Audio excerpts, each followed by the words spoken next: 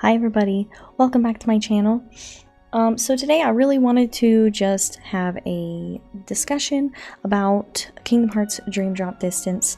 I recently replayed this over on my Twitch channel, and I did know that a lot of people didn't like it, but this just reinforced for me that a lot of people really didn't like this game.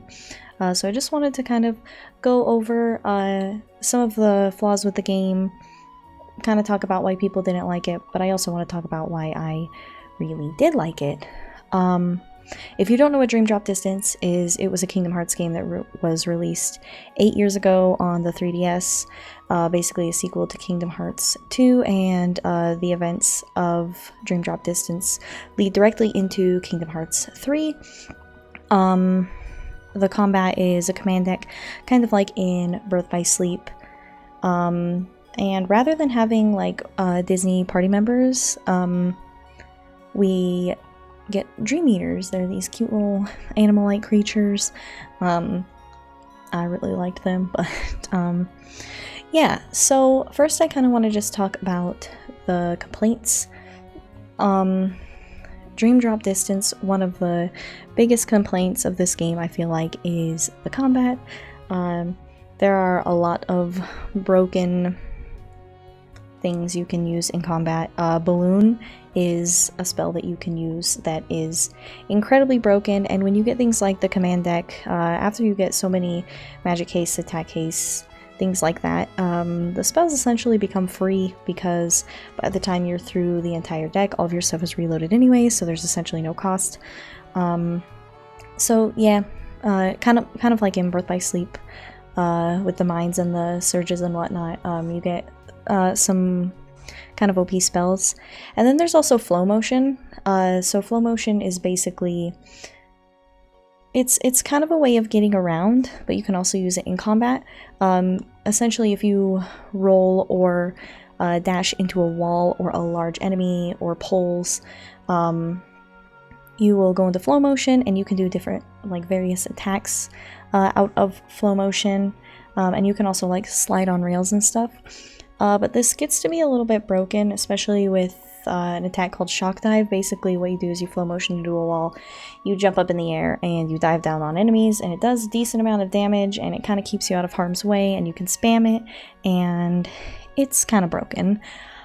Another issue is that there's not really a damage floor, and so if you are below a certain level, depending on what world you are in, you're gonna do really bad chip damage.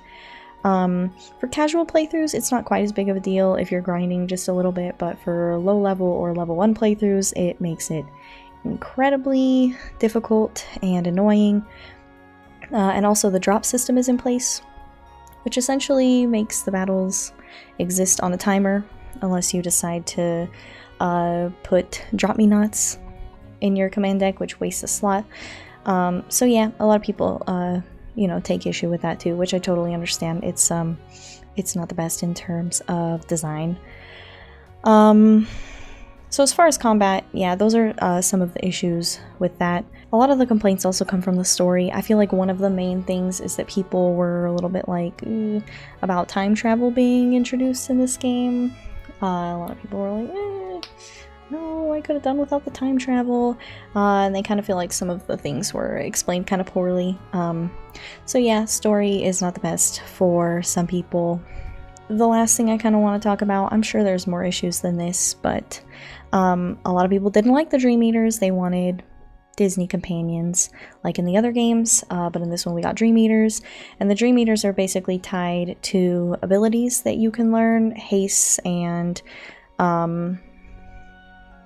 like attack boosts, defense boosts, things like that were tied to your Dream Eaters, linking up with them basically. You could also do link attacks with your Dream Eaters. I didn't mind it so much, but a lot of people didn't really love the Dream Eaters, so that's another kind of complaint about it.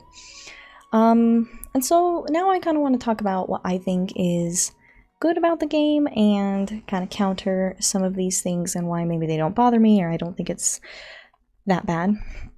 So honestly, Dream Drop Distance is probably one of my favorite Kingdom Hearts games. Like I said, First off, I just really love the worlds. They're all very cheery and bright. The music is amazing, very dreamlike, especially in places like Traverse Town with the alternate theme and expanded world, and Symphony of Sorcery, where there are no combat noises and there is like classical music playing.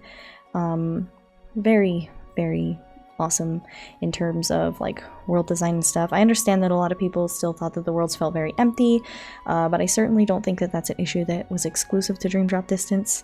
I think Kingdom Hearts 3 was really the first game to kind of fill up the worlds, so I really loved the music in this game. I know I kind of already touched on that, but a lot of the boss themes were incredible too. Rinzler recompiled when you fight Rinzler in the grid was amazing, made the fight feel very heavy and emotional, and then Young Xehanort's and Xemnas' themes were incredible too. I love Dark Impetus and Darkness of the Unknown.